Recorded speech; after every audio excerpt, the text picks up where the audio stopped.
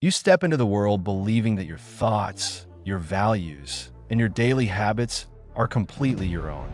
You believe that your education prepared you for reality, that your career is a byproduct of free will, and that your lifestyle is a personal choice.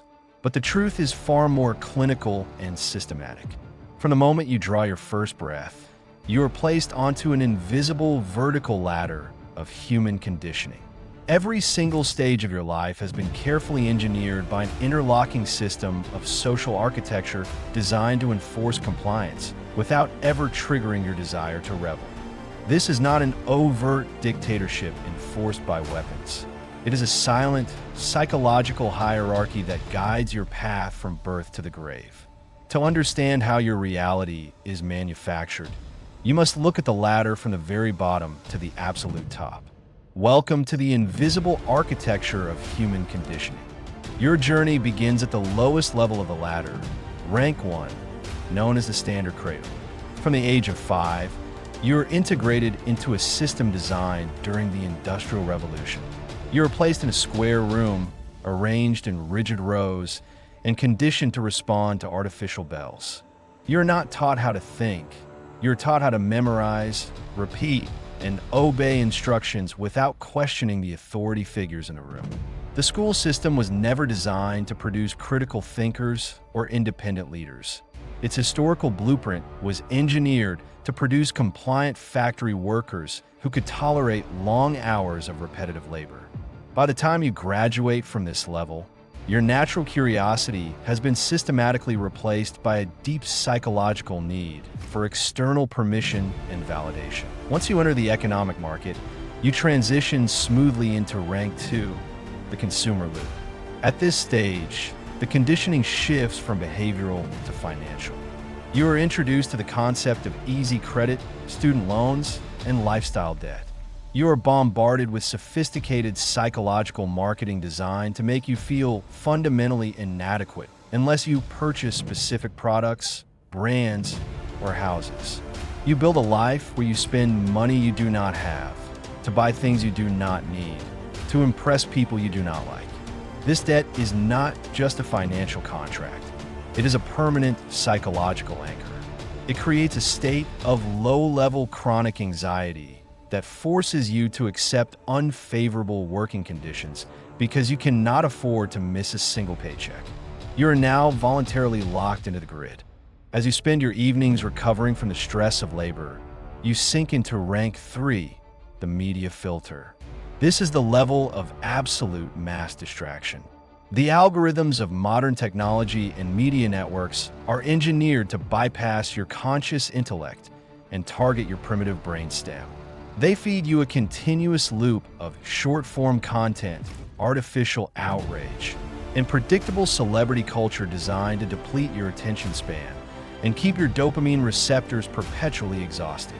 A population with a fragmented attention span is incapable of deep focus, long-term planning, or organizing systemic resistance.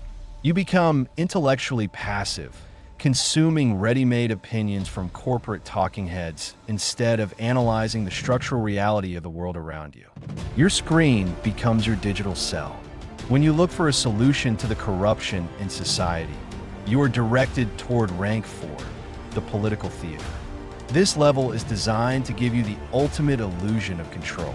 You are presented with binary choices, a strict left versus right paradigm, carefully managed by massive public relations firms and media conglomerates. You are conditioned to believe that changing the face in the television will change the architecture of the system.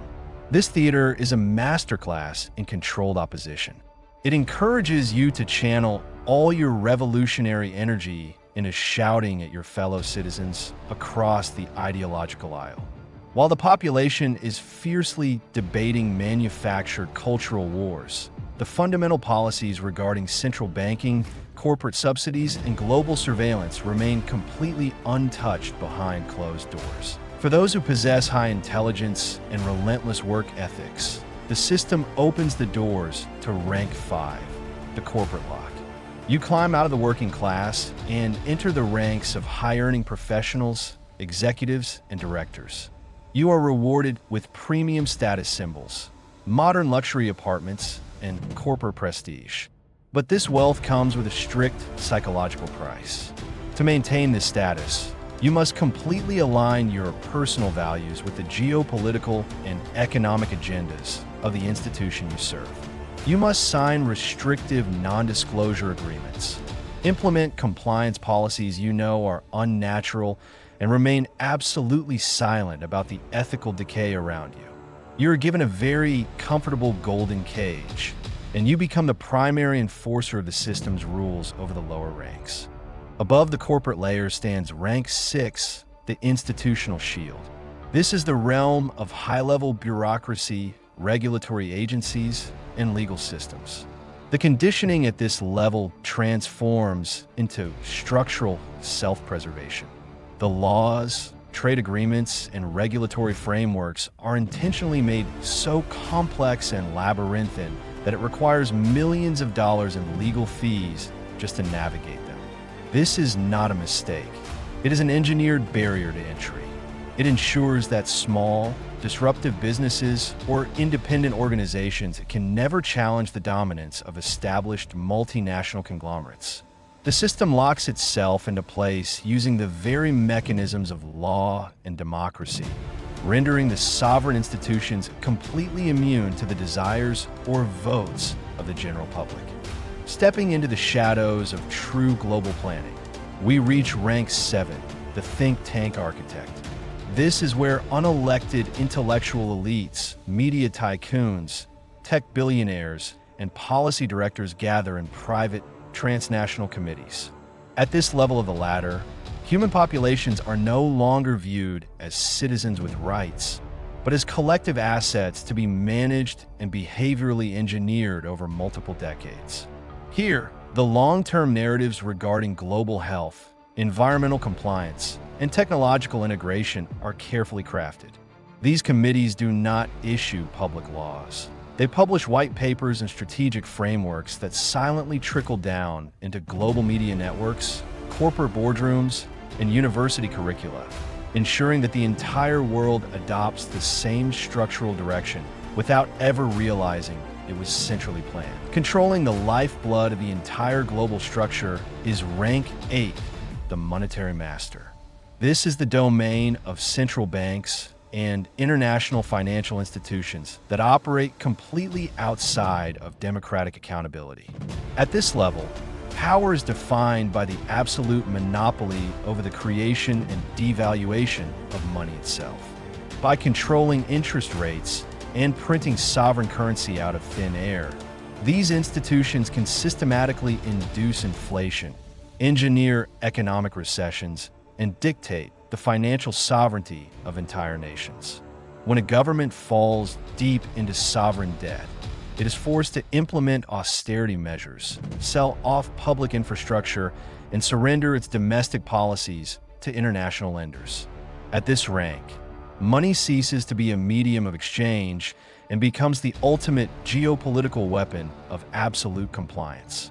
Nearing the apex of global dominance, we find Rank 9, the sovereign shadow. This level belongs to deep-seated dynastic families, ancient banking bloodlines, and private sovereign trusts that have preserved their wealth and influence across multiple centuries and world wars.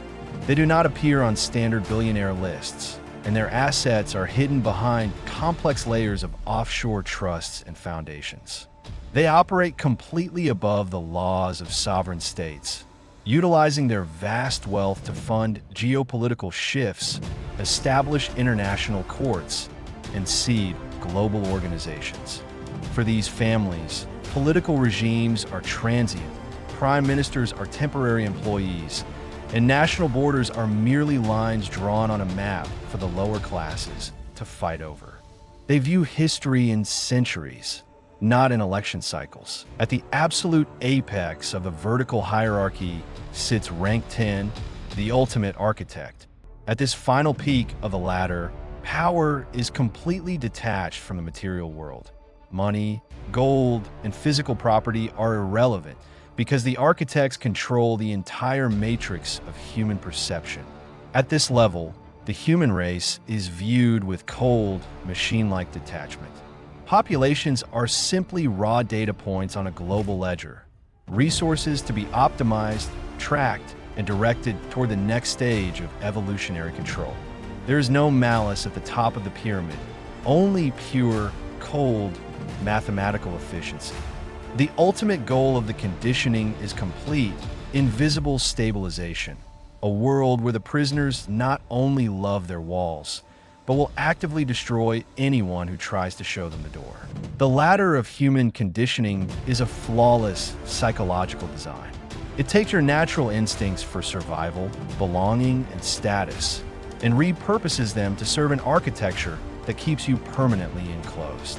You begin your life looking for freedom in a system designed to monetize your obedience, and you finish your life protecting the very walls that isolated you from reality. And you? Which level of the silent hierarchy do you think has the tightest hold on your life right now?